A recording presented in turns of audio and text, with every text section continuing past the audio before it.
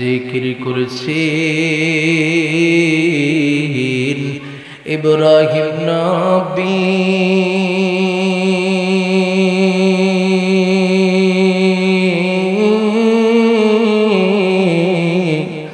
নমরুদেরা গুনে পড়ি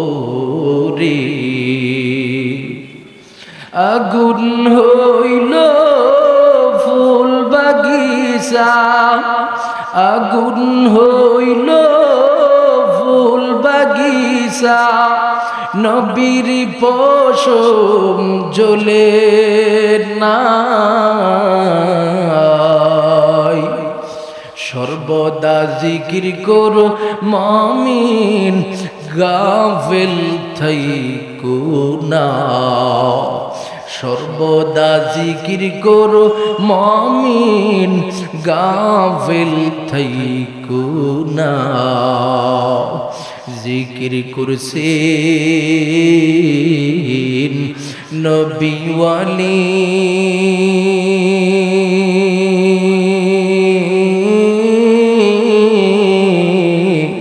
খোদার সাথে গেছেন মিলি, দিয়াছিলেন পর্দা খোলি, দিয়াছিলেন পর্দা খোলি, মাবুদ রব্বানা।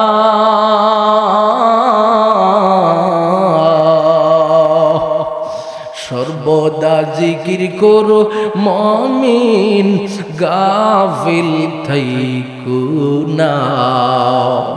সর্বদা জিকির করো মুমিন, গাফিল থাইকো না। লা ইলাহা ইল্লাল্লাহ, লা ইলাহা ইল্লাল্লাহ, লা ইলাহা মুহাম্মদ, লা ইলাহা, লা ইলাহা ইল্লাল্লাহ, লা ইলাহা ইল্লাল্লাহ, লা ইলাহা ইল্লাল্লাহ মুহাম্মাদুর রাসূলুল্লাহ সল্লাল্লাহু আলাইহি ওয়াসাল্লাম। والليل में है जुल्फ़ मुहम्मद की तरन्नुम, والليل में है जुल्फ़ मुहम्मद की तरन्नुम, والشمس من خسار أحمد के तरन्नुम, والشمس من خسار أحمد के तरन्नुम, والفجر में है सुबह रिसालत की बिशारत, والعصر में है दौर नबूवत की बिशारत, والعصر में है दौर नबूवत की बिशारत। मैं दूर हूँ मजबूर हूँ ऐ सय्यद आलम, दीदार दिखाते नहीं आवाज सुना दो, दीदार दिखाते नहीं आवाज सुना दो। अल्हम्दुलिल्लाह। ঘুগি কেন্দ্রীয় জামে মসজিদের উদ্যোগে আয়োজিত বার্ষিক ওয়াজ ও দোয়ার মাহফিলের আজকের আমার ডান পাশে উপবিষ্ট আছেন আমার অত্যন্ত মহাব্বতের মানুষ, সভাপতি জনাব শফিকুল ইসলাম লাবু সাহেব, এবং আজকের মাহফিলের উদ্বোধক হিসেবে আছেন পীরজাদা মাওলানা ওমর ফারুক আল নোমানী সাহেব। আজকের মাহফিলের যিনি মধ্যমণি হিসেবে উপস্থিত হবেন হযরত মাওলানা মুফতি সালমান ফারসি সাহেব। আমার পূর্ব মুহূর্তে আরো বিভিন্ন উলামা ইকরামরা বয়ান করেছেন। আরো আছেন আপনাদের মসজিদের সম্মানিত যোগ্য খতিব হাফেজ হযরত মাওলানা মুফতি জিল্লুর রহমান সাহেব। আরো বিভিন্ন উলামা ইকরামরা আমার ডানে বামে পিছনে আছেন। প্রধান অতিথি হিসেবে যিনি আছেন জনাব মোহাম্মদ আবুল কালাম আজাদ সিদ্দিকী সাহেব সহ ডানে বামে সামনে পিছনে উপবিষ্ট আছেন এলাকার ধর্মপ্রাণ মুসলমান ভাইয়েরা, পর্দার অন্তরালের পর্দানিশীন মা ও বোনেরা, সর্বপ্রথম মহান রব্বুল আলামিনের দরবারে অসংখ্য অগণিত শুকর ও সুজুদ, যিনি আমাদেরকে এলাকায় হাজারো মুসলমান ইমানদার ভাই থাকার পরেও তাদের থেকে নির্বাচিত করে বড় মূল্যবান সুন্নতি মজলিস জান্নাতের বাগানে আসার বসার তৌফিক দান করেছেন। সেই জন্য সকলে জবান খুলে অন্তরের অন্তঃস্থল থেকে মালিকের শাহী দরবারে শুকরগুজার করি বলি আলহামদুলিল্লাহ। আমি আপনাদের সম্মুখে আজকে যে বিষয়ের উপরে কথা বলবো, বিষয়টা হলো তওবা আর ইস্তিগফার। বলেন তো দেখি কোন বিষয়ের উপরে কথা বলবো? তওবা ইস্তিগফার। আমি গত বছরে আপনাদের সম্মুখে নবীর ইশক আর মহাব্বত নিয়ে কথা বলেছিলাম। আপনাদের যাদের শ্রবণ করেছিলেন, শুনেছিলেন, নবীজির শান মান মর্যাদার উপরে লম্বা আলোচনা করেছিলাম। এবছরে আমরা আলোচনাটা শ্রবণ করব তওবা ইস্তিগফারের উপরে। এজন্য আমি আপনাদের সম্মুখে আল্লাহর কালাম থেকে 114টি সূরা থেকে একটা সূরা, সূরা বাকরা, এই সূরার 222 নম্বর আয়াতের শেষ অংশ বিশেষ তেলাওয়াত করেছি। উক্ত আয়াতের সামঞ্জস্যপূর্ণ আমার নবী রাহমাতুল লিল আলামিন, দ্বীনের নবী, মায়ার নবী মুহাম্মদুর রাসূলুল্লাহ সাল্লাল্লাহু আলাইহি ওয়াসাল্লামের জবান মোবারকের অগণিত আহাদিস সমূহ থেকে একটি হাদিস পেশ করেছি। আয়াত এবং হাদিসকে সামনে রেখে কিছু সময় কথা বলবো। রব্বে করিম ইখলাসের সাথে আমলের নিয়তে নির্ধারিত বিষয়ের উপরে কথা বলার তৌফিক দান করেন। সকলে বলুন আমিন।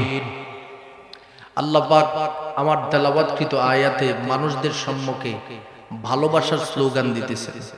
কারণ ভালোবাসা এমন জিনিস, দুনিয়ার সমস্ত কিছু মোকাবেলা করে ভালোবাসার জয় করা যায়। কথা কোন ঠিক কিনা? এজন্য আমার রবের পক্ষ থেকে প্রাথমিক ঘোষণা, বান্দা আমি তোমাকে ভালোবাসতে চাই। এবার তুমি কি করবা? করার জন্য আমি রবের পক্ষ থেকে তোমার সম্মুখে ঘোষণা দিয়ে দিলাম, আমার ভালোবাসার একটা প্রমাণ তুমি দেখাতে হবে। কেমনে প্রমাণ তুমি দেখাইবা? আমি আল্লাহ ঘোষণা দিলাম, তোমার জীবনে তুমি পরিপূর্ণভাবে 2টা গুণ ঢুকায় ফেলো। আমি আল্লাহ ঘোষণা দিলাম, তোমাকে আমি রব নিজে ভালোবাসবো। সুবহানাল্লাহ। এই 2টা গুণ কি হতে পারে? এর মধ্যে 1 নম্বরের গুণ, আল্লাহ বলেন আমি রব তোমাকে ভালোবাসবো তুমি যদি তওবাকারীদের অন্তর্ভুক্ত হতে পারো। সুবহানাল্লাহ। আল্লাহ নিজে বলতেছে, قال سبحانه وتعالى إن الله يحب التوابين ويحب المتطهرين। আল্লাহর পক্ষ থেকে দুনিয়ার প্রতিটা মানুষের সম্মুখে প্রাথমিক সুসংবাদ প্রদান করতেছে, বান্দা তুমি যদি আমি মালিকের মহাব্বতের পাত্র হতে চাও, ভালোবাসার পাত্র হতে চাও, আমি রবের পক্ষ থেকে ঘোষণা প্রদান করে দিলাম, 1 নম্বরে নিজেকে তুমি তওবাকারী বান্দাদের গুণে তুমি গুণান্বিত করে ফেলো। যদি তুমি খাঁটি দিলে তওবাকারী বান্দার গুণে তুমি নিজেকে গুণান্বিত করতে পারো, আমি আল্লাহ এই আয়াতের মাধ্যমে ঘোষণা দিয়ে দিলাম, তোমাকে ভালোবাসার জন্য এই ঘুগি এলাকার মধ্যে আমি আল্লাহ কুদরতিভাবে চলে আসব। আমি তোমাকে ভালোবাসার জন্য চলে আসবো, ভাসবো ভালো। সুতরাং তুমি এই মুহূর্তে তুমি তওবাকারীদের অন্তর্ভুক্ত হয়ে যাও। এটা হলো প্রথম গুণ। দ্বিতীয় আরেকটা গুণ আছে, এটা আলোচনার শেষ দিকে আসতেছে। প্রথম গুণ তওবার উপরে আমরা এই মুহূর্তে আলোচনাটা শ্রবণ করব। আল্লাহ যে বলছেন তুমি আমার ভালোবাসার পাত্র হতে চাও, তওবাকারীদের গুণে গুণান্বিত হও। তওবাটা কি জিনিস? তওবার পরিচয় বর্ণনা করতে যায় তাফসীরের কিতাবের মধ্যে আসছে, তওবা হলো দুনিয়াতে মুমিন বান্দার কোন প্রতিজ্ঞা হবে, জীবনে যত গুনাহ করেছে সমস্ত গুনাহ থেকে নিজেকে রক্ষা করে রবের কাছে এই প্রতিশ্রুতি দিবে যে আল্লাহ জীবনে অনেক গুনাহ হয়ে গেছে, অনুশোচনা প্রকাশ করলাম, আর জীবনে গুনাহ করব না। এই অনুশোচনা প্রকাশ করে বান্দা প্রতিশ্রুতি দিবে, আমি যেই গুনাহ জীবনে করেছি আপনার কুদরতি চোখের সম্মুখে আমাকে এই গুনাহ করতে আর দেখবেন না, আমি এখন থেকে ভালো হয়ে গেলাম। সেটাকেই বলা হয় তওবা। সুবহানাল্লাহ বলেন। ইজতিনাবু আনিল মাসিয়া বলা হয়েছে তাফসীরের কিতাবে, যে সমস্ত পাপ থেকে আমি এখন থেকে বেঁচে থাকব। ওয়ার রুজু ইলাল্লাহ, এবং রবের দিকে সর্বহালাতে আমি প্রত্যাবর্তন করব। এই চিন্তাটা দিলের ভিতরে নিয়ে অনুশোচনা নিয়ে যখন রবের কাছে এভাবে দোয়া করতে থাকবে, সেটাকে তাফসীরের ভাষায় তওবা বলা হয়। সুবহানাল্লাহ বলে। তাহলে বোঝা গেল তওবা কাকে বলা হয়, এটা আমাদের কাছে স্পষ্ট হয়ে গেল। এখন আমরা নিজেদের দিকে ফিট করব, আমরা কি গুনাহ জীবনে মনে হয় করছি না? কথা কই না কেন? এখানে মনে হয় একজনও বাকি নাই, সব আল্লাহওয়ালা, কেউ জীবনে গুনাহ করে না, এমন কেউ আছে? এই ঘোষণা দেওয়ার কোনো সুযোগ আছে নাকি? আমি বড় ক্ষমতাসীন হয়ে গেলাম আর বললাম যে আমার জীবনে কোনো গুনাহ নাই, ঘোষণা দিলাম, এই জাতীয় ঘোষণা দেওয়ার সুযোগ আছে? সুযোগ নাই। যারা এই ঘোষণা দিবে তাদের ব্যাপারে আরেক হাদিসে নবী বলছেন তারা বড় অহংকারীদের অন্তর্ভুক্ত হয়ে যায়। নাউজুবিল্লাহ বলে। দুনিয়াতে যত বড়ই নেককার থাকুক, তিনি তার পক্ষ থেকে বলতে হবেই হবে যে আমি বড় গুনাহগার, আমি বড় পাপী, আমার জীবনে অনেক গুনাহ আছে, আমার গুনাহ মনে হয় রবের কাছে কম মাফ হয় নাই। এই চিন্তা নিয়ে সে 24টা ঘন্টা অনুশোচনার মধ্যে থাকবে। এটার নাম খাঁটি ইমানদার বান্দা। সুবহানাল্লাহ বলবেন না? এবার আমরা চলে আসি যে এই তওবাটা করলে বান্দার ফায়দাটা কি হবে, উপকারটা কি হবে, জানার প্রয়োজন আছে না নাই? আমার আল্লাহ ঘোষণা দেয়, বান্দা তুমি তওবা করলে ফায়দা দুনিয়াতেও পাবে, আখিরাতেও পাবে। দুনিয়াতে কি ফায়দা পাবে আল্লাহ নিজে বলে, ক্বালা সুবহানাহু ওয়া তাআলা ওয়া তুবু ইলাল্লাহ وَتُوبُوا إِلَى اللَّهِ جَمِيعًا أَيُّهَا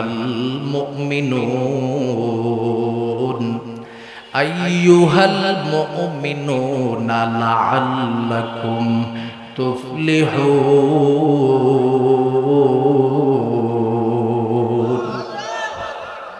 আমার রবের পক্ষ থেকে দুনিয়ার প্রতিটা মানুষের সম্মুখে ঘোষণা প্রদান করে দেই, বান্দা